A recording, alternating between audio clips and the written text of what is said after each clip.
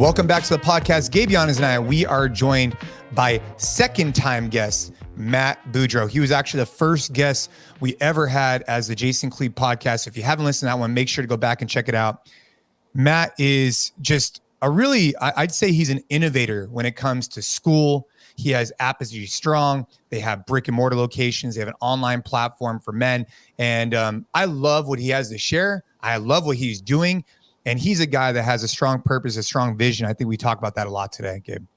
Yeah. I mean, I think if anything, the tough thing when you have Matt on the podcast is that you want to talk to him about so many different things because he's such an interesting person with really, I think, fresh perspectives that get me inspired and thinking about like parenting, education, like myself as a dad, all of those things. But, you know, it being our fourth week of shoulder to shoulder and really trying to bring awareness to men's mental health, we did talk about those topics for a good amount of the podcast, but I think we had some really interesting conversations about, you know, things that me and you are super passionate about, which is parenting, our kids, schooling, kids sports. It was really interesting to hear how his kids got into their sports. So that was a really interesting piece. But yeah, I mean, regardless, I think this was a great way to cap off an awesome month of podcasts and guests and just have a repeat guest that I wouldn't mind having him on the podcast like once a month, man. He's awesome. He is awesome. We don't take it for granted, you guys taking the time to sit to listen to these podcasts, whether you're out on the run, you're in the gym, you're in the car commuting, whatever it might be. We really appreciate you guys taking the time to listen to these episodes. You know, Gabe and I, we put a lot of effort into them because we really want to find great guests that could provide us insight, and then we share it here. And a simple ask, right? If you got value or if you get value from this episode as you're listening to it, share it with a friend. You know, I think leaving us a rating review is very helpful for Gabe and I in the podcast, but sharing it with a friend could be helpful for them. And so if you get some type of nugget from Matt today, if you get something you're like, wow, that was a cool piece of insight, share it with a friend. That's all we ask. And, let's dive into a great episode with Matt Beaudreau. You know, this guy, he's going to fire you up. He's going to inspire you. And I always love talking to him. So Gabe, let's get right to it. Let's do it. My daughter's middle daughter is a competitive gymnast. So everything is her. And by the way, shout out to her coach, Coach Morgan Grigsby. Morgan is a rad coach, and I know she listens faithfully to this podcast right here, for sure. And she's a great CrossFit coach, gymnastics coach. So yeah, Morgan's doing equestrian. Brielle does competitive gymnast. And then my son is kickboxing at American Top Team out here, starting wrestling at American Top Team out here, and Jiu-Jitsu and Ninja Warrior.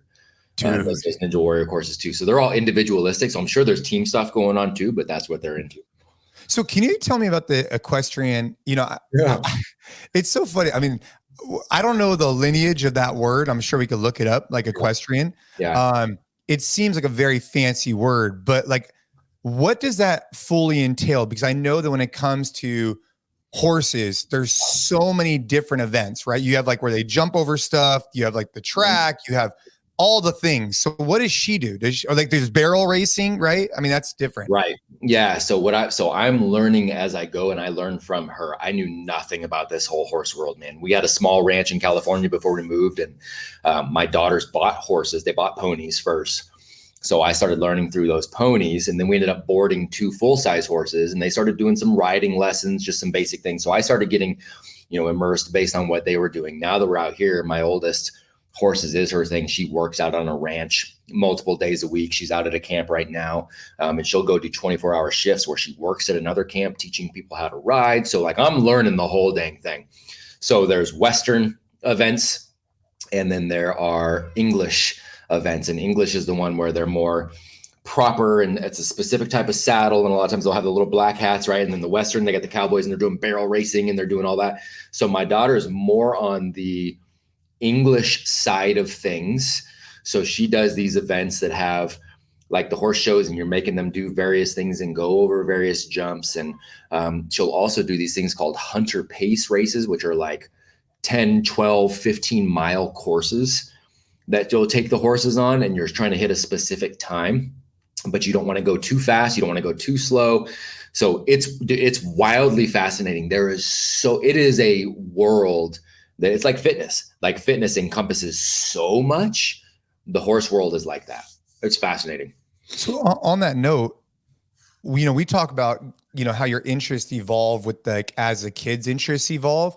So like, have you gotten into that at all? Because, for example, my son, and Ashley too, have gotten really into golf, and it's driven me to at least get like moderately interested because they're interested. Yeah. So does that mean that you've became interested in that? Like, I mean, do you get on horses and ride, or is that kind of like, I'm just curious, like, have you had to pursue that more because your kids have these interests, so you end up finding all these interests too? That's a great question, man. And I think it's a great question for all parents to think through.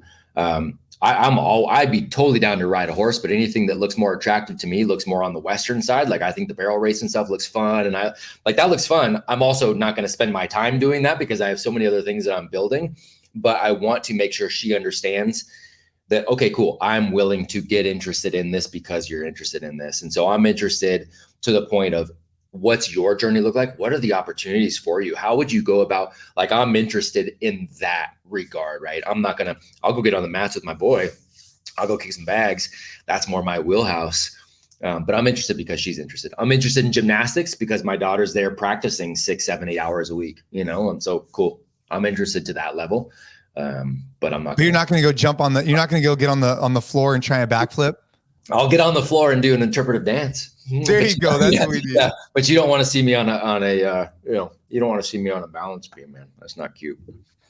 Man, that's so funny. It's so interesting because you probably wouldn't have guessed these things, or I'm assuming you wouldn't have guessed. If someone were to ask you, hey, what are your kids going to get into? Because I think the only concept you have super early on is like, well, I'm interested in these things, we're going to do them together, and right. I can see them falling in love with those things, and then they end up doing these different things, which I think is awesome. So cool. And just another example of the just completely unexpected nature of everything that is being a parent. And here's the opportunity that's there, right? Because parents want to come in and go, ooh, if they can do the things I did, I can come in and really coach them through, right? And you've got that. And that can be great. And it can also be contentious, right? I remember my dad, my dad and I don't talk anymore, but I remember one of the things he did really well is he pushed me towards things that he had done well and that he was interested in. I was never interested in those things. And I went a different route, and he at least supported that. And he's like, all right, well then cool. I guess I'll step in and be the coach on this too. But he didn't know what he was doing. He was horrible. And it ended up being a contentious thing. And so then we split. And then it was like, there's this weird, like, oh yeah, that's Matt's thing, right? Cool. I know nothing about horses. So I'm not going to go in and step in and coach. What I'm going to do though, is I'm going to fuel curiosity by bringing my own curiosity to the table, right? I'll come in and go, cool, man, this is so rad. What are you learning? Like, what can you do with this? What do you want to do with this? What is the best part? What's the hardest part? I'm genuinely curious because I don't have any frame of reference, and that can be actually a really good thing. Yeah, you guys can learn together, right? Which is a very different way to support your kid in that. And I think it's interesting you mentioned that, because I think in many ways it's also, maybe a more enjoyable way to go about it for them, where it's not this like, hey, I did this for 10 years. Let me show you everything I know. And you're this like authority figure. It's like, hey, let's figure this out together. Like, let's go like learn all these things together. And that could be so fun. I'm so thankful that Morgan's doing horses and Brielle's doing gymnastics, two things that I know nothing about, because I've now had the opportunity to come alongside them as just the curious, supportive dad versus the coach. Because I think what it has helped me do with my son, who's 8 and he's doing martial arts, which I very much did, it's making it so I'm not coming in as the coach for him. I'm letting the coaches be the coach, and I'm just like, cool, man. Like, I want to just go ahead and be curious. I know what you're talking about, but I'm going to be curious instead, because I've seen this work out well from the sisters. I've learned the lessons, right? And I think parents all do that. We do better with our second, third, and fourth a lot of times. I tell Morgan, you're our baby. That's going to, like, we messed up with you more, like we just did. we tried, but we screwed up. Yeah. I've seen that with our kids, is that especially with Caden. When it's sports that like are outside my wheelhouse, which is a lot of sports besides from, fitness and combatives, or shooting sports, it seems like he also has this sense of, I don't know, the relationship is a little bit different in those sports. I don't feel like he has as much pressure. I feel like he's it's been very helpful. But I want to ask you a question about like a tribe. So one of the things I wrote down recently is that one of the things I'm like brainstorming is this idea of like a book that I want to give Caden before he goes into high school. I've been thinking about this a lot. And one of the I'm thinking about is find a tribe that mom would be proud of to have the dinner table. Like is like in my mind, like find a tribe of people that mom would want over for dinner. Right.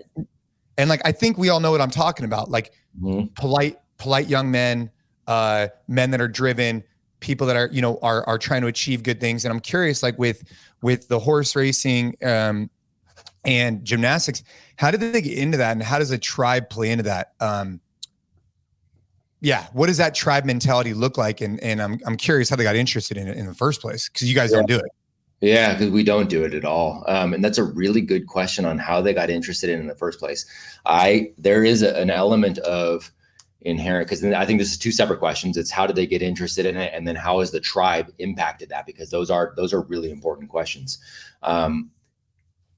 If I'm completely honest with what I can remember, it was something that was inherent in them that we then tried to give them a little bit of an experience to see how they reacted, right? So my son is an easy example because boys do this anyways. He's out in the yard and he's 3, and it's like he puts on the Batman costume and his voice changes and he gets in there and he's like, I'm ready to fight everybody, right? And he's just like, so it's like, cool. Well, let's introduce you to what real combat sports look like, and do you take to it, right? Like that's a pretty easy example. My gymnast, same thing. Like she'd see kids out doing cartwheels and her friends were doing gymnastics, and it was like, ooh, so I'm going to teach myself. I'm going to try to do this. And it was just like, she could sit and practice cartwheels for 45 minutes straight in the front yard and not tire of it. And it's like, that's all she wanted to do. So it was like, hey, let's expose you to what gymnastics practice actually looks like. Do you like this? Do you not? The horse thing, as weird as this sounds, man, my daughter went to one school, my 13-year-old, that I did not build. And it was like a Montessori, like preschool, before she stepped into the school that I built. She didn't. I had one of the instructors come to me and she's like, your daughter doesn't run outside. When they go outside and they're all playing, she doesn't run, she gallops. And I'm like, what? I'm like, is something wrong? Like, I've seen her run. She's like, no, she gallops. And she's just like, I want to pretend to be a horse. So we're like, all right. So we took her to places where she could do like pony rides and stuff. And it was like, no, I love this.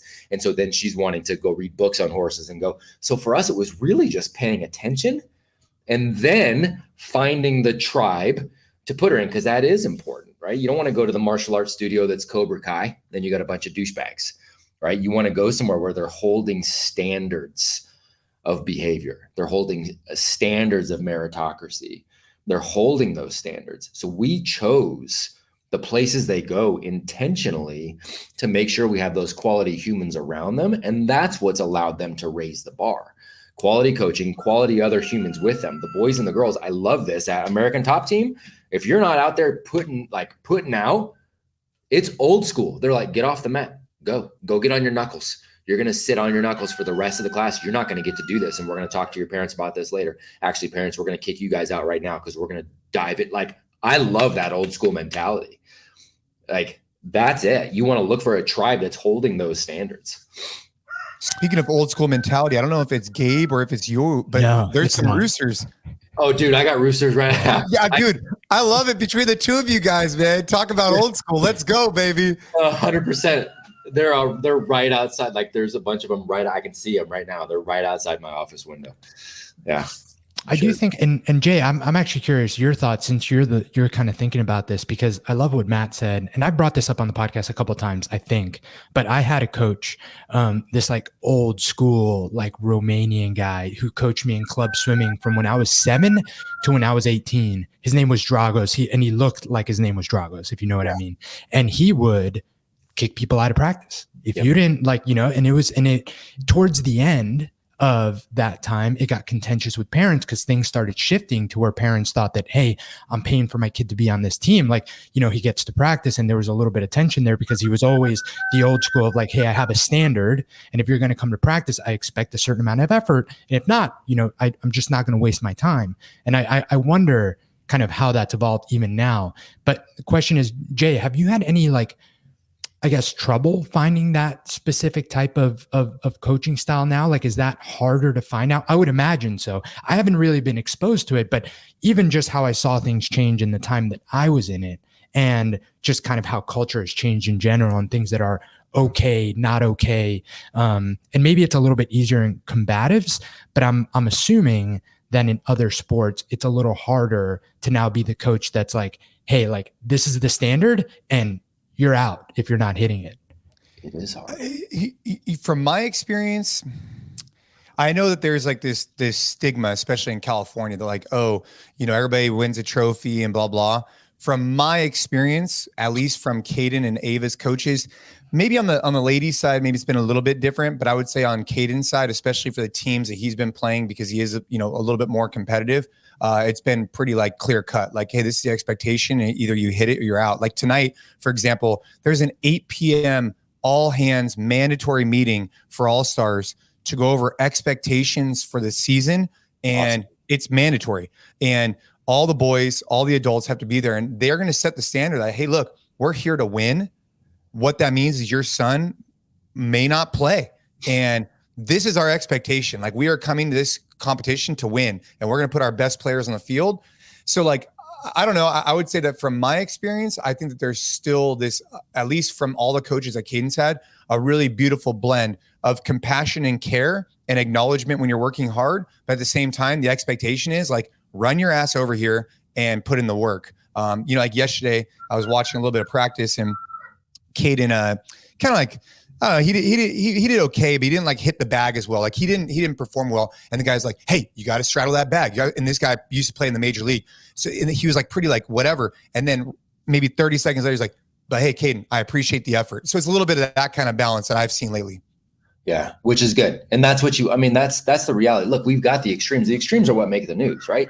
The extremes of everybody wins a trophy and like all of that stuff is what makes the news. And then you've got the extremes of like, I'm going to only be the hard ass, and I'm going to break you down, and I'm going to break everybody down, and then let's see if you survive. And you have those things both still exist, but we all know that the best cultures thrive somewhere on that spectrum. And it is a spectrum where sometimes you got to come in and be a little harder and go, come on, guys, we all need to step it up and put winning back on the pedestal a little bit. And then sometimes it is, let's dial it back and make sure there's compassion. But, we don't have to sacrifice effort and the integrity in the whole thing. And that's ultimately what we're getting at is in any tribe, or what are those values? And if we have shared values, we can always reset with those values, right? Any kind of group, or the Apogee men's group. It's like, hey, there's standards here. That standard for me may look a little different than the standard for Jason, and it may look a little different, right? For as we go through, but the values are the same, man. Let's reset right there and redefine these terms. So I think it exists. Matt, I love having you on the podcast because we can talk about so many different things. And I feel like we always gravitate towards like the kid stuff because it's something I'm super passionate about. I know Jason is as well.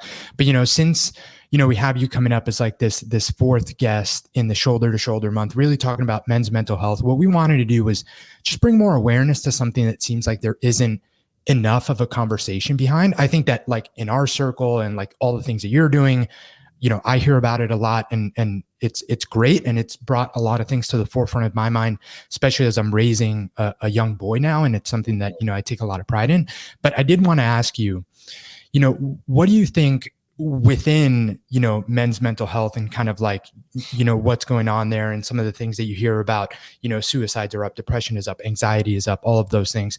What do you think, from root cause perspective isn't being talked about as much? And I know that's kind of a big overarching question. There's so many different ways you can take it, right? It's the fact that we're not exercising, nutrition, like all of these things. But if you had to say, what's the one thing that like no one is talking about, what would you attribute that to? It's a good question, man. I'm not sure if there is one thing that nobody's talking about or if we are talking about the wrong thing too much. Because in my head, we're talking about this ambiguous topic of mental health too much, because we're just saying mental health, as if it's something that you catch and you have or you don't, versus the fact that it's a byproduct of all these other things. Right. So it's, yes, the physical health matters, but I think we talk a lot about that. I think we do a good job of covering the fact that, hey guys, you got to be healthy. Like if your nutrition, your sleep, your workouts, if that's not dialed in, you're going to struggle. I think we talk about that quite a bit. Hey, relationships, and let's define what that means. Let's define relationships, but relationships with the spouse, relationships with your kids, relationships with other men, shoulder to shoulder with other men. Like I think we do a decent job of talking about that. Maybe what we don't talk about enough is the fact that if we get all of these things relatively dialed and we're at least pursuing those, then mental health ends up being a byproduct of all of that, right? Of like, nothing's ever going to be perfect, and that's okay. It's never been perfect, but men theoretically used to have a pursuit of purpose in their relationships, in their work. Health ended up being a byproduct a lot of times of their work, right? And so mental health wasn't something they had to focus on because it was just a byproduct of what they were doing. And I think that's a big part of it. Yeah. And I like that you brought that up, because that's something that I've been thinking a lot about, is kind of how the lack of purpose seems to be the one thing that plays into, from not like a purely like, okay, are you eating the right things? Are you working out? Are you, having good relationships? Like, we're now in a time where like it's so hard for men specifically, right, to like have this purpose of like going out working. And I also see that a lot of the trends of where we're going with like AI and automation, like how much harder is this stuff going to get? And then and then I'll let you go, because I think an interesting tie to what you're doing is then how do we prepare this next generation of boys and men to be more resilient in a world where AI and automation and, physical labor isn't going to be like a thing where you can just go out and maybe do as much to still be able to succeed and provide and do all the things we talk about. Yeah, it's great, man. So I think one of the ways you were saying that, here's something that I think we don't talk about enough. You don't find a purpose. Yeah. You don't find your passion. You don't find, like, that is some of my least favorite advice, right? I hate what are some of the sayings? I hate like everything in moderation. I hate that. Give yourself some grace. That all those get used to, they're great in theory, but they get used to suck and give yourself an excuse to suck, right? One of the things I also hate, and we do this as men and we do this as parents and we do it to our kids, is like, you just got to find your purpose. You got to find your passion. No, you don't. You've got to go, okay, what are the opportunities? What are the responsibilities that I have, right? And I'm going to go after all of those. I'm going to go after the responsibilities I have, and I'm going to do them to the best of my ability. I'm going to go after the opportunities that are there. And then, hey, while I'm doing those things, I'm going to go ahead and bring my passion along with me. I'm going to go ahead and bring that fervor along with me, right? That's how you make things happen. And then the byproduct ends up becoming joy and the mental health and all of those things right there. But you're not going to find, it's like, I didn't find my passion over here, so I just quit. I didn't find my passion in this relationship, so I'm just going to quit. No. You committed to it. Commitment actually means something. There's a definition there. Figure that out and go bring your passion to it. Well, I was struggling. No, you weren't. You know what the definition of struggle is? To violently oppose a restraint. So if you had a violent opposition to you being apathetic to this relationship, things would have been okay if you had actually struggled. So I think that's maybe what we're not talking about enough, is that you don't just find it magically. You go pursue it and you pour your passion into it. So I got to ask on that note. So we talk about purpose, right? And I think, so going back hundreds of years, right? I think men had this purpose of providing food, providing, name the thing, right? And then in general, women had a different way of providing, right? Childbirth, taking care. I mean, I'm talking like hundreds and hundreds of years ago. Yeah. And as things have evolved, and Gabe brings up a great point with like AI. I mean, dude, technology is only going to make like almost things. Technology is just going to change everything. So how does a guy? So I get what you're saying about like these kind of like words and how they matter. But then, okay, let's just say you're a guy. You're working for a tech company right now. You're working for a company. You lack fulfillment in your career. How do you find a greater purpose, something that drives you? What does that look like? Because I hear what you're saying, and I get that a lot of these are like taglines and we don't want to dive into them, but it's like, how do you find something that's more meaningful for you than just like showing up to a 9-to-5 job? Yeah. Is it just your family? Like, how does that work? Yeah. I think you have to the easy answer is you need to do more. The harder answer is Jason's doing more, is not Matt's doing more, is not Bill's doing more, is not Mike's doing more, is not Fred's. Like, that's the hard part, is you have to define what it looks like for you as well. The things haven't changed. The providing thing hasn't changed. The way we do it's changed, but that hasn't changed. So we're optimizing the same things. The world just looks different. We're still optimizing that protecting and that providing and that, the spiritual pursuit, right? The relational pursuit. Those basic things have not changed at all. How we do it has changed. And so then I think it comes down to defining who you are and what you think the ideal is, and then going and trying to optimize something else and testing the waters. It doesn't have to, I think we overcomplicate it. Go do more, go try something else. Why overcomplicate that? Go try something different. See if you like that. You got your unfulfilling job. Cool. Try something else on the side and see if you like that, and see if that works, and see if it's enough. But don't just randomly go based on, well, there's opportunity here to optimize one of these other things. I'm doing this because there's opportunity potentially to provide more. I think we overcomplicate it. Yeah. And don't just throw your hands up and be like, well, I have an unfulfilling career and woe is me. Right. And woe is me. So then, that's so interesting what you just said. I hadn't thought about it through that lens. I appreciate that. That it's just, it hasn't changed. Just the way you do it has changed, and the way you're going to do it 100 years from now is going to change even more. Yep. But the basics remain the same. And Jay, I also think it ties a little bit into what we talked about. I forget what episode, but it was one of the episodes. It was just you and me, but that NYU professor, I'm blanking on his name, but he had that speech where he was saying to not chase your passion, chase your talent. And how he said that essentially the long way to become passionate about something is to just realize, okay, to what Matt's saying, where's the opportunity for you to excel at and become really, really good at that. And once you become really good at something, you're going to become passionate about it, because people become passionate about things that they put so much work into that they make it something that they're able to provide with. And I think that a lot of people that maybe are stuck in this rut of like, well, I go in and I go through the motions 9 to 5, like I'm not passionate about this, just aren't doing the work maybe to just become so good at whatever they do that they become passionate about it, because you take pride in things that you're good at.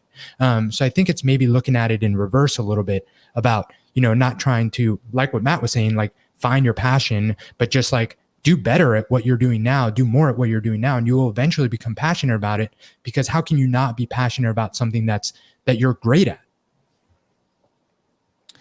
So, Gabe, yeah, 100%. And Gabe, and I'm trying to think of I'm picturing him right now. And Galloway. That's his last name. Yes. Yeah, there you go. Professor Galloway. Yeah, I'm picturing him right now. And it's funny because I had watched that TED talk that he did. And immediately after watching that TED, immediately within 30 seconds after that, I get a text from Jason and he's sending it to me. Yes. Oh yeah. That was the one I sent you, right? Yeah. No, there was a part of it where he talks about how universities are basically like hidden hedge funds. Isn't that what it was, Gabe? Where basically he talks about that, right? How the tuition only makes up 10% of the revenue that these universities are making, and how he wanted to put together basically a concept dude, you guys remember that talk? Yeah, for sure. He was saying that. Yeah, that was really interesting. Really good. He does a really good job. And that gets it, and again, I know we're not talking about the school stuff, but that gets into where I'm show the parents hey, the endowments things are so huge. When they're giving your kids scholarships on stuff, it's a sales tactic. It's will you pay this amount? Well, what if we drop it here and we call it a scholarship? And the kids, our kids got scholarships. Great. And it's dude, they don't even need your money. Well, hang on. I got to ask that question, because in this episode, Scott Galloway, right? Scott Galloway. Yep. Yeah. He was talking about how essentially new enrollment in schools goes up by no percentage. Basically they have the same amount of students, but yet the endowment goes up by tremendous amounts, and only a fraction of the revenue comes in from tuition, and the rest is coming in from profits based on all these endowments. And so his argument was these people need to be reclassified from a nonprofit to a for-profit hedge fund group or private equity group. And it got me thinking about what education is like. So what does that mean to you? I'm just curious from a college perspective for people who are sending their kids away. Yeah. I mean, it's a game, man. And so like what it means for me is again, don't confuse schooling with education. That's the game of school. And I got to see it a little bit from the inside. You know, I see like, there's a reason they don't take X more. It's not a meritocracy. We're talking about standards, right? We're talking about tribes. I love the places my kids go because they hold standards still. There is a standard of, there's an expectation of how much you're going to work. There's an expectation of the skills you're going to acquire. And there's an expectation of your integrity as a human while you are there. Those are things that are important to me because those are things life actually values, right? Those standards are there. On the schooling side, that meritocracy doesn't play in like people think it does going off to college. And a lot of times that percentage has to remain the same because their theoretical rankings in your new US News and World Report will actually go down if you accept more students. So you have to keep your standards low, right? So it's this whole game, man. I talked to a young man that I've mentored for years. So I did a keynote, 2,500 people in Orlando, keynote, and they're like, all right, the guy that's going to close the event, we want you to meet him. And he was like 11. And I'm like, who the heck is this kid? Right? Like, what's going on? And he had just become, this was 7 years ago, probably. He had just become the youngest person to ever get a deal on Shark Tank, right? So he's a stud young man and he was franchising these lemonade stands, right? So I've stayed in contact with him forever. He's since franchised another business. He's done 2 TEDx talks. And then he was also the valedictorian of his high school, of his traditional high school. He applied to 13 universities. He got into 1. It's not a meritocracy. He didn't apply the right way. It's a game, right? And so that's part of it is I want parents to understand there's a game being played. And that's okay if you want to play the game, but there's a way to play it. And then there's a way to still go to college without having to play the game. There's colleges that do still operate on meritocracy and the professors get paid to actually teach. There's universities where professors are paid just to push the status quo and publish. So it's just more of a game than people think of like, let's go to college. You just got to be more thoughtful than that. That's all. All right. We are taking a quick break from the podcast to talk about what we have going on in the month of June at Train Hard. So one of the things that's become increasingly apparent with what Jason has going on with the Train Hard Men's Club and just all these conversations we've been having on the podcast is that while there are some obvious physical benefits to training hard and fitness, it pales in comparison to the mental health benefits of working out, of training, and doing that alongside other people. So for the month of June, we have this shoulder to shoulder campaign going on. And what that is our effort to bring awareness to the specific challenges that men are facing when it comes to mental health. We have some awesome guests on the podcast for the month of June. We're talking about this in the newsletter, and we have a patch for sale on the Train Hard shop where all proceeds from that patch, so all proceeds from the shoulder to shoulder Train Hard patch are going to be donated to Movember, a nonprofit that we're super stoked to be working with because they're doing some great work. Again, also bringing awareness to the challenges, but actually putting out programs and taking action to help solve and provide solutions for suicide prevention, helping deal with anxiety, depression, all these things that are super beneficial to men. So if you want to participate in that, if you want to support that cause, we're super fired up about it. You can go on the Train Hard shop for that shoulder to shoulder patch. All proceeds are going to go to Movember, or you can just share this podcast, share the newsletter, help us continue to have this conversation. But let's get back to the show.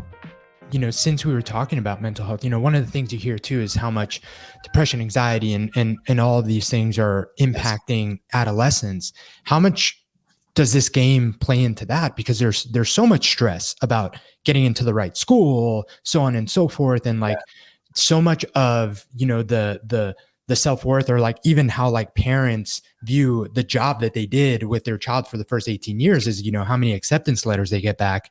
How much of that game is responsible possibly for some of those things that we're seeing with how much stress there is with 18, 17-year-olds? It's a really good question. I don't think we can make a blanket statement because it's going to play out differently in different households. But it definitely does play into it for so many kids. I think a lot of the things we're talking about, the lack of physical activity, is a huge part. The amount of, and I'm sure you talked about, I haven't heard the episode yet with David, but I'm sure you talked about the physiology of it all and these like dopamine draining machines, right, that we have in front of us. And there's so many things I think that play into it, but I think almost as bad, if not worse, is the fact that they stress out so much about playing this game of school that when they leave the game of school and they realize the game of life is not the same game and they've spent 22 years preparing for the wrong game, then there's a complete breakdown, right? We spent 22 years practicing football and now the world requires baseball and the world's like, well, there's a ball, but that's about as close as we can get. People are like, holy I posted something the other day and I posted this partially because I heard this from so many organizations that I got to work with and speak for and consult with. And it says during job interviews, employers are saying recent college graduates have 53% of them struggled with eye contact. 50% of them asked for unreasonable compensation. Now, I understand the living wage argument. I get it. But what they're saying is, because I've heard this, you've got somebody who's like, I should be making six figures. And it's like, cool, what is the value? I got straight A's at this college. I've never had a job, but I got straight A's. And it's like, that doesn't provide us any value whatsoever. You do not earn six figures for that, right? But there's people asking for those things. 47% of them dressed inappropriately. 27% of them used inappropriate language. 21% refused to turn on their camera during a virtual interview. And watch this one, and I've experienced this too, 19% of these college graduates, that's 1 out of 5, gentlemen, brought their parent to the interview. No. Yeah, I saw you post that, dude. I saw you post that. I was like, oh boy.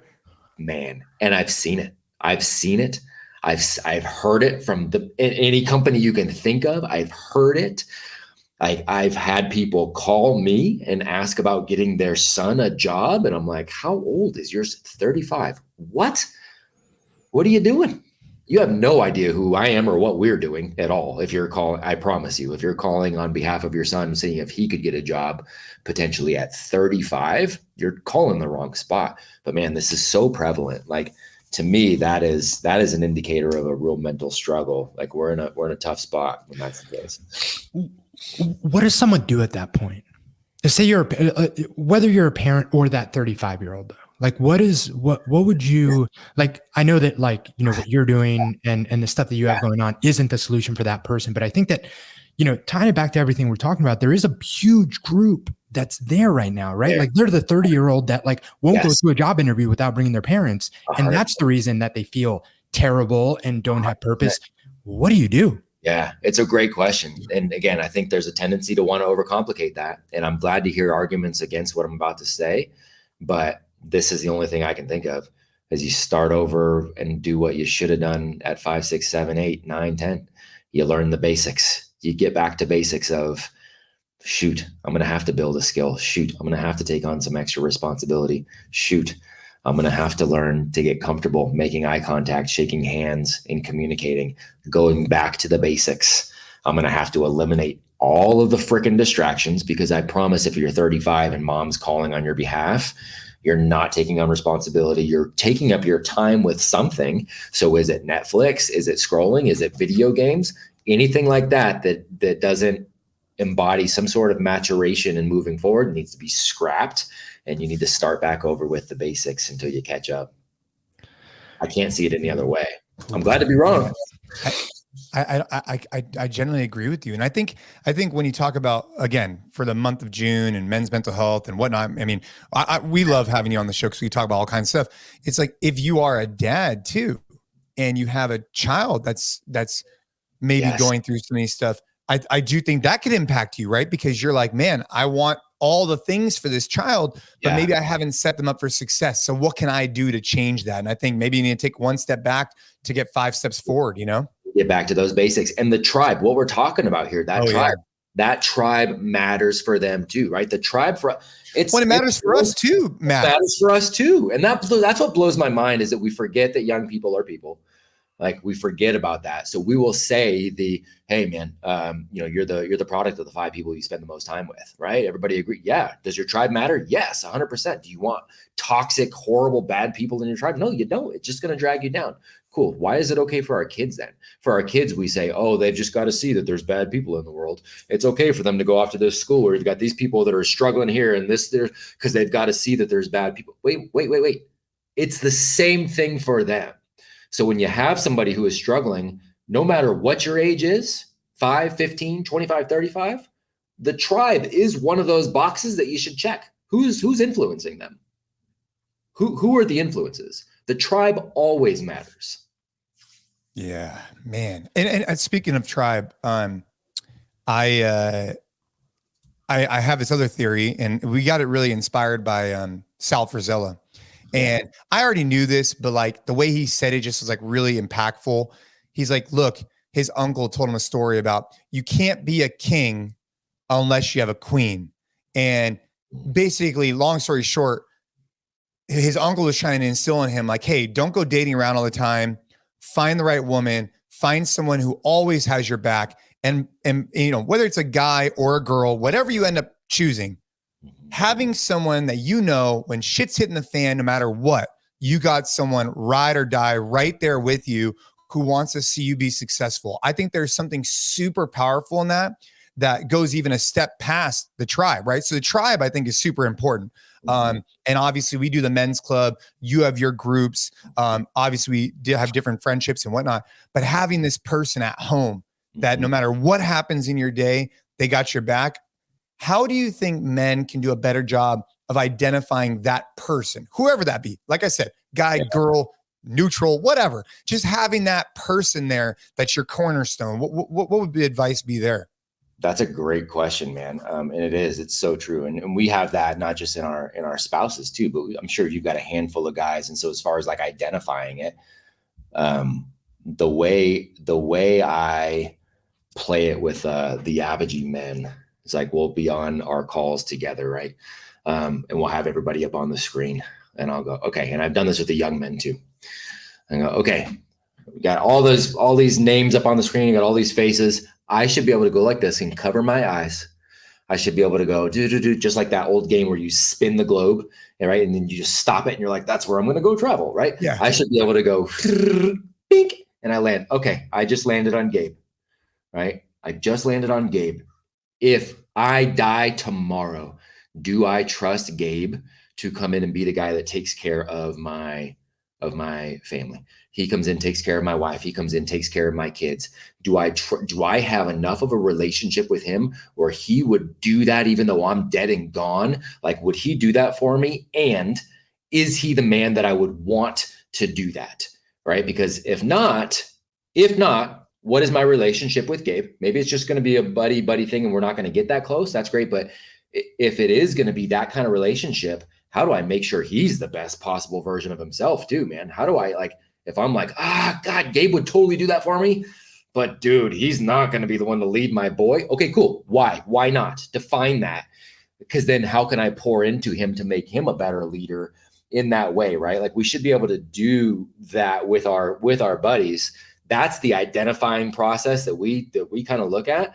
And I do the same thing with my wife, right? It's like, is she the ride or die on every single thing I do, no matter what? Is she going to look at me and go, look, here's what we define as a family. I'm going to hold you to that higher standard. That's part of that defining thing, is like, I can see it there, but they also see it in me enough to tell me when I need to get better at things. And so who are the guys around you that I trust them that much, and I trust them enough to tell me I'm sucking on something and I'm going to get better? Like, that's a great identifier, because they're there to help you get better too.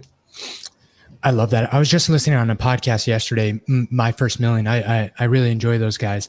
And he was saying that he had a friend like call him up, someone that he wasn't even like that close with, call him up and be like, hey, like, you like this podcasting, right? Like, you want it to be your thing. Like, you have to stop saying like so much.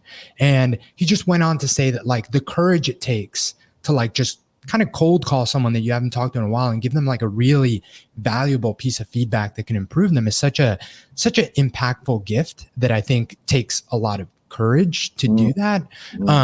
But if it comes from a genuine place of like, hey, I know this thing matters to you and I want you to be better. And I think that this will make you better, and share that is something that, we should all be more willing to do more of, because if we do more of it, we'll get some of it back, right? Like with that group. That's what leadership, like you're leading first, right? To develop more leaders. So you're going out, you're being genuine, you're being brave by reaching out to lead somebody that way. You have to make sure you're not, like you said, genuine, but also not hypocritically. I'm not going to call somebody on something I'm not doing. But that's it too. And then when they're willing to do that for you too, again, that's another recognition of who those ride or die folks are. They care enough about you to go, you got to step it up a little bit here too. I trust you enough with my life and my family and my, but I also love and respect you so much. I'm going to tell you when you suck, and we got to hold a higher standard. Dude, I like the idea of like the kind of circular. And the reason why I like that is like, a really tactical analogy for that is your living trust. So if you have a living trust as a family, which I would recommend looking into, it's not a business podcast episode, but if you don't have one of those, it's probably important.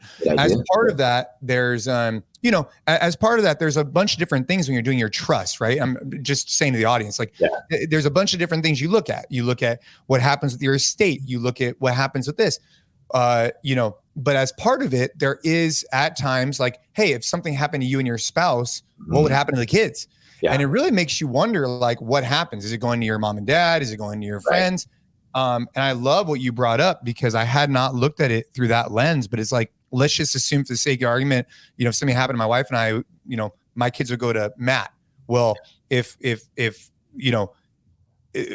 Matt's not embodying all the things that I'd want him to embody, I should probably have some type of conversation with him, because I'm trusting in him this. And I love that way of looking at it. Like, I mean, it's definitely like a high level way of looking at it and very extreme in some ways. But at the same time, it's like, those are the people you're surrounding yourselves with, like, that's the circle, right? And so it's like, I'm not saying that, you don't talk to anybody who doesn't pass that qualification, right? But like, do you have that small, tight circle, right? Like, we talk about who's in your circle. It's multiple circles. Like, we have multiple circles. There's that super tight knit group is going to be smaller for sure. And then there's that next layer, and then there's that next layer. But we need to be observant of all of those layers. And as leaders for our families, we need to be observant of the layers they're operating within too. I mean, that's only in service to them. I had a question more. So this is more related to your business. So I know right now through your academies, you guys, if I'm not mistaken, look like you're slated to open about 50 in 2024-5. Yeah, 2024 for the 2024-2025 school year, we got about 50 that are slated to open. I have been going through night and day the applications for the next round. We had about 800 applications come through for the next round, because they're going to go through a year of training with me first before they open. And so we got about probably 100-ish that'll launch in 2025 as well. So on that note, right, you're talking about roughly 10% acceptance rate. Let's just whatever, right? Yeah. It's come down to about 11 or 12% acceptance. Yep. Yeah. And what are you looking for in the leaders of your academies?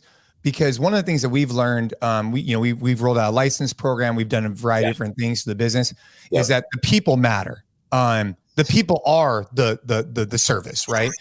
You could kind of create guardrails, you can create systems and procedures, but ultimately it's the person. So I don't know. I mean, as you're on your journey, I mean, what percent of those are male? What are they female? What attributes are you seeing? Just kind of curious more. So like, good question. Yeah. It's such a good question, man, because what we get quite often is, hey, this area would be a great one for it. Like, we'll get messages and DMs, hey, get out to Santa Cruz. Like, this would be a great spot. Like, we get those kind of messages all the time. What we remind people is, we're not choosing locations, we're choosing people. Right. And so one of the examples that I give everybody when they come in and they start the process, I'm like, look, this is a dating process. That's exactly what this is. It's a dating process. And just like any other dating process, we're going to date for a little while.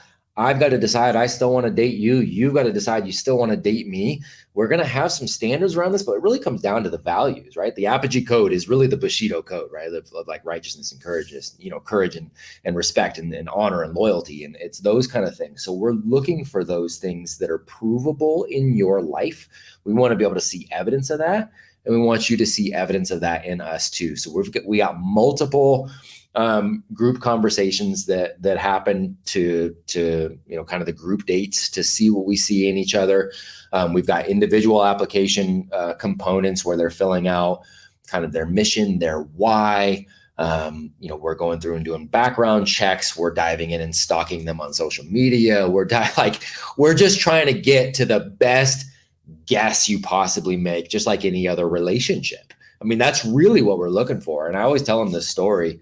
I'm like, it's all going to come out anyway. So let's just get it out. I tell them this story of like, there was a girl in college that I sat next to in this history class. And I'm like, I think I'm going to ask her out. And I kind of battled back and forth for a while. And finally I was like, all right, you know what? I'm going to do it, man. So I pulled the trigger. I asked her out one day and she's like, yeah, sure. So we set up this date. And I was like, sweet.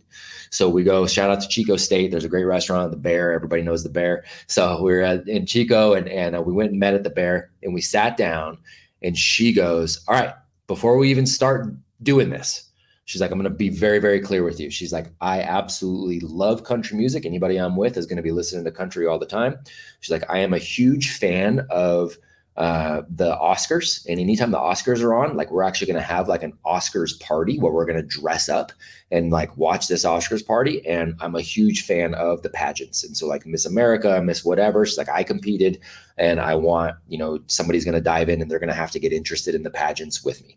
I want to put that up front. And I'm like, that was so rad that you did that. I'm like, here's $20. Enjoy your food. I'm out.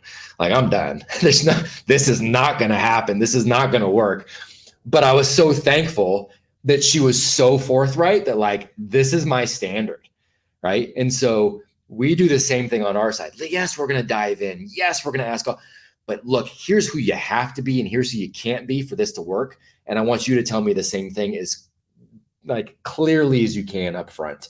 And then let's see. So anybody that kind of makes it through that whole dating process, then we go, okay, I think there's enough where we're aligned on these values through all of this evidence. Let's move forward. And now the real work begins. I like that story and analogy. I was actually on one of the discovery calls and I just like the approach of like trying to give them every reason to realize, hey, this isn't for me. And that's 100%. Perfectly fine because then we're just wasting everyone's time.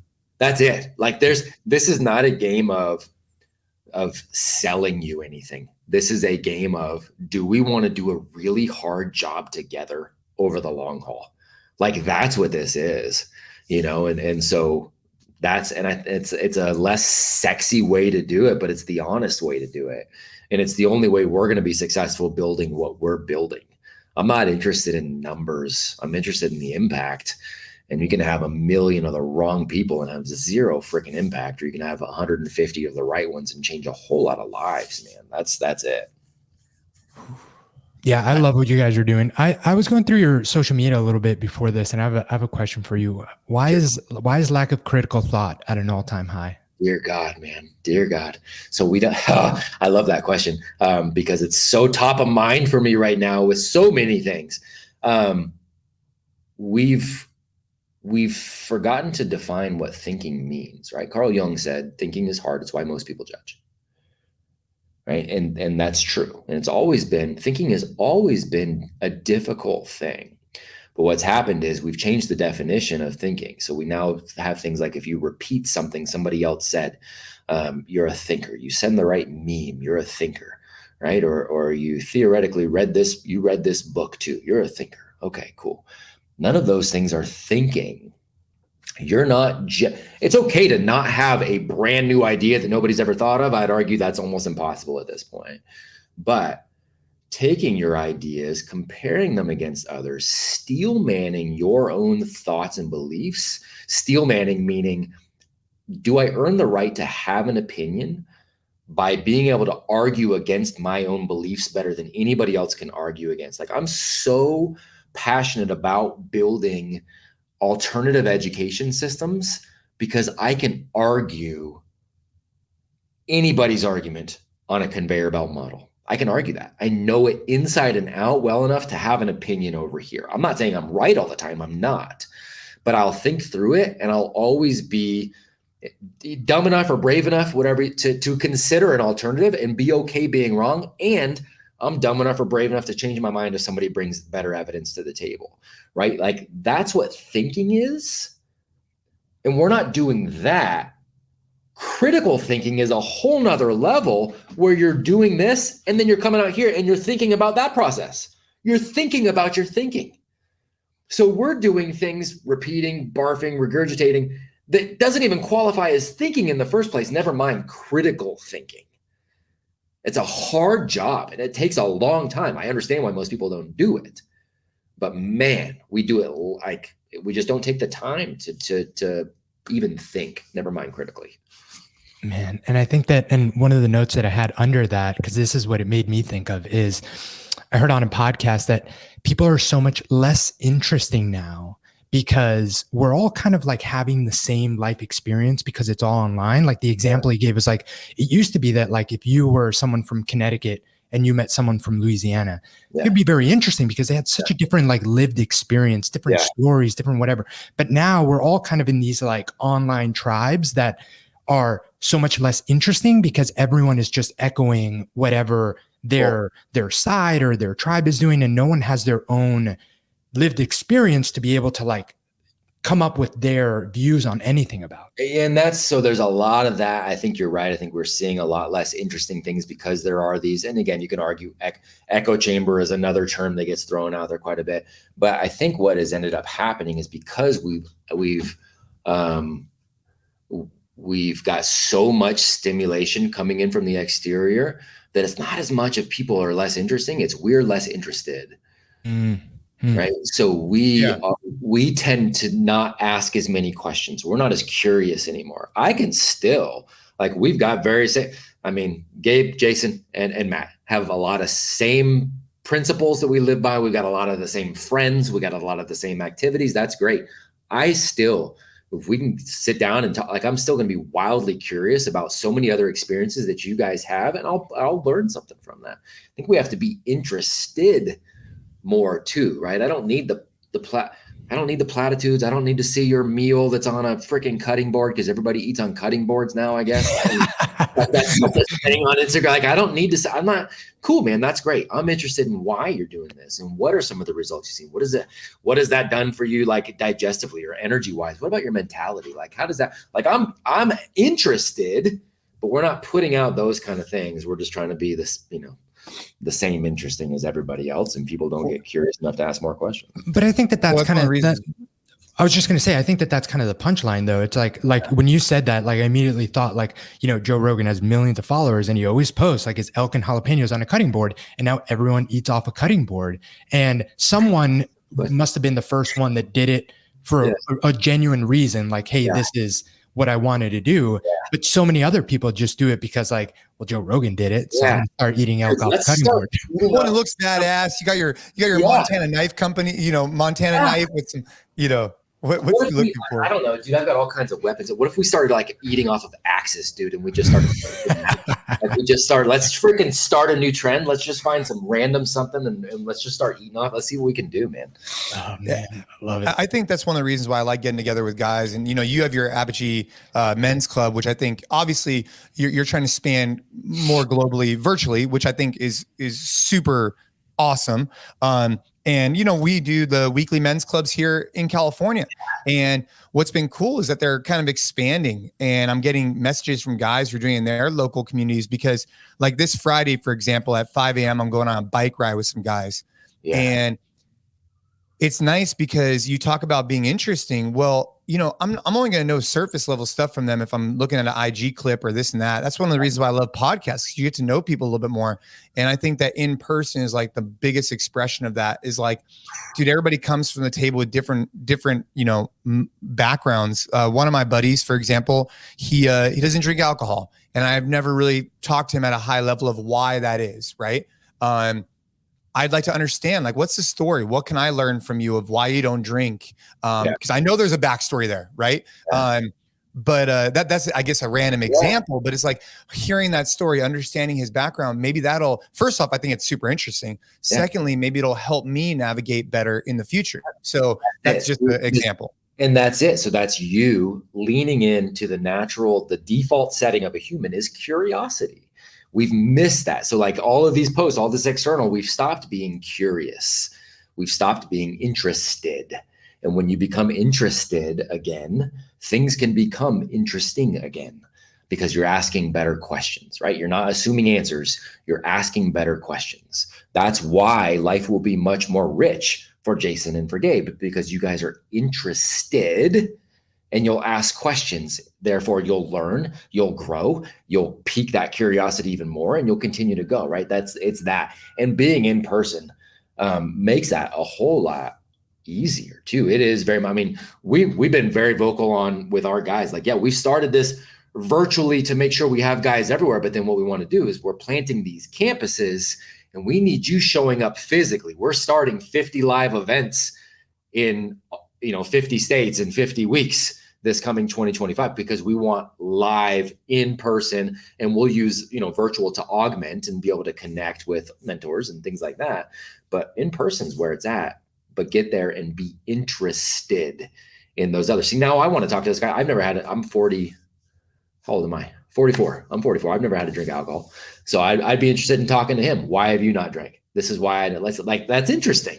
Well, and more times than not, from my experience, when someone doesn't drink, which, dude, people could drink, don't drink. I mean, but more times than not, from my experience, it's because they had a negative experience. More times than not, right. More times than not, they got to a place where it wasn't sustainable. They realized it and they needed to change their life, and they did. More times than not. Now with you, it's a little bit different because you never really got wrapped up because, you had previous experiences with your family, right? Like you saw some things, but that's interesting to me, right? Because your background is different than what I mainly hear.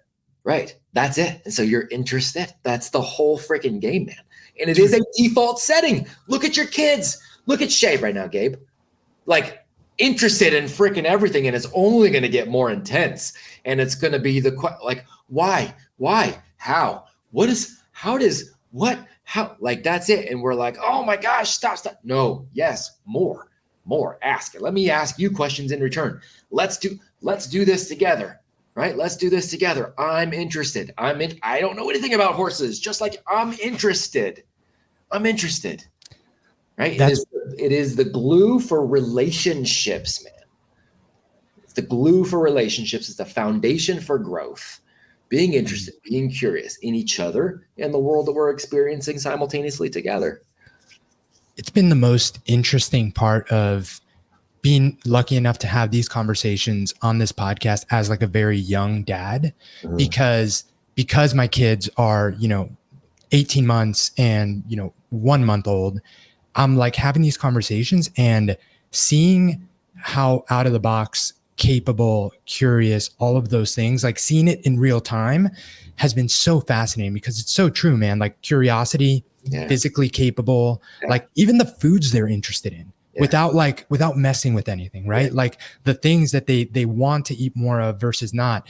It's so interesting to, like, with curiosity, like look at that in real time and see how so many of the things that become problems down the line are things that, like, we're just changing because when kids are born, like they have all those things that we just need to maintain through life. So it's been really cool to see, and really cool to have the timing work out where, like, I'm like in stage one of this awesome journey and having these conversations with you guys. So I appreciate it. No, it's awesome, man. And what's cool is you're going to go through this experience and you're not going to be the dad that goes in and has all the answers that you are needing to impart, right? That's where we get so stuck and not growing, is because we think we have all the answers. That's where the steel manning comes in on the critical thought, right? Is to go, okay, where could I be wrong? You are far better off always having really, really good questions. You don't have to sacrifice your values to live with good questions. It's like we feel like we've got the values are here, so I have definitive answers. Okay, you have a definitive answer on the emotional side. You don't have definitive answers on the practical and the tactical. So be curious and let your questions guide you. And that's a big part of how you guys approach education, right? What's the name of is it the Socratic method? Is that what it is that you have? Right. So that's the whole basis of that is critical thinking, right? Like you assign groups, like you're going to argue this side, you're going to argue this side, regardless of where you're at. Yes, you're going to argue, or we're going to put you in the middle of making a hard decision where there's no good answer. Like both answers equally suck or they're equally great, right? And we're going to put you in a real life scenario where you have to get reps thinking through like how to do this. We're going to have you reading things and being able to actually write, because writing is a different skill set. It allows you to think at a little bit of a different level, not writing an essay for essay's sake, but writing like an emotional, visceral response, things that are wrapped up in your mind that are bugging you or bothering you or haunting you. Like we're going to have you write those out, and we're going to have you go through each one of those things line by line and actually define this and actually start to wrestle with this, get it out of here and make it more objective. So now you can actually see it and think through. Like there's a number of things that you can do practically that are not overly, they're intense, but they're not complicated. Yeah. To allow you to continue that thinking process. So we do all of that with our kids and with our men and women. Like that's the whole point, is to have everybody further their education by being, curious and intentional on thinking.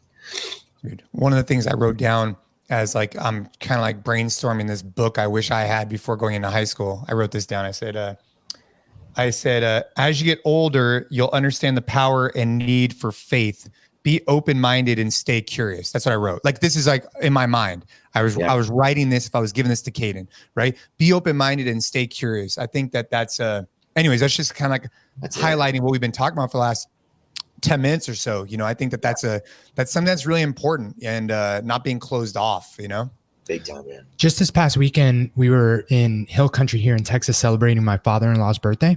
There's hills in Texas. Live. It's called Hill Country. We've both been there, sir. We understand. You don't have to lie to us on this podcast. He's turning 74, so the man's got some life experience. And one thing that he just mentioned in, I think it was dinner, was that one takeaway that he got from Ted Lasso of all shows. But anyway, and he brought this up, just things that he's been thinking about as he turns 74 is to be more curious. Yeah. And it was just so interesting now talking about it to have, him bring that up at 74, that's something that he wants to, do a little bit more of a better job. And I appreciate him sharing that. And I also appreciate, and it's an example of the type of man he is, like at 74, kind of like having that takeaway and sharing with his family the fact that that's something that he wants to, impart more, even at this stage in life, right? Two things that he said he's going to do from 74 to 75, be more curious. And he's coming over. So they live next door. He's wants to come over Monday, Wednesday, Fridays and get a workout in our gym. He plays tennis. He's super active, but he wants to start doing a little bit more. And I think, someone doing that, both of those things at 74 is pretty fucking cool. It is cool, because that also shows all it is the decision, right? We're talking earlier about purpose, and you don't find it. You're finding your passion, finding your purpose. No, you bring it, and you bring it by bringing curiosity. You just decide, I'm going to decide to be curious enough about this to put some time and effort into it and see what comes out of it, right? Like that's it. It's a decision. We overcomplicate everything and think that there's got to be this magical system and this all had to fucking stop it. Stop it. Get back to basics. Get back to you're a 5-year-old. Now what? I'm curious about this and I'm going to try it and see what happens. They like, watch your kids, watch the basic thought process that is there. That basic thought process is what births complex human ability and behavior. We get dumber as we get older because we sacrifice our creativity and curiosity. We want to make complexity the king because it makes us sound smart and it begets simple behaviors.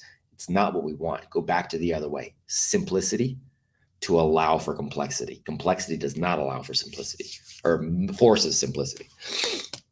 There you have it. Oh, Matt Beaudreau, man, I always love talking to you. You were guest number 1 on the Jason Khalipa podcast since we branded over to Jason Khalipa.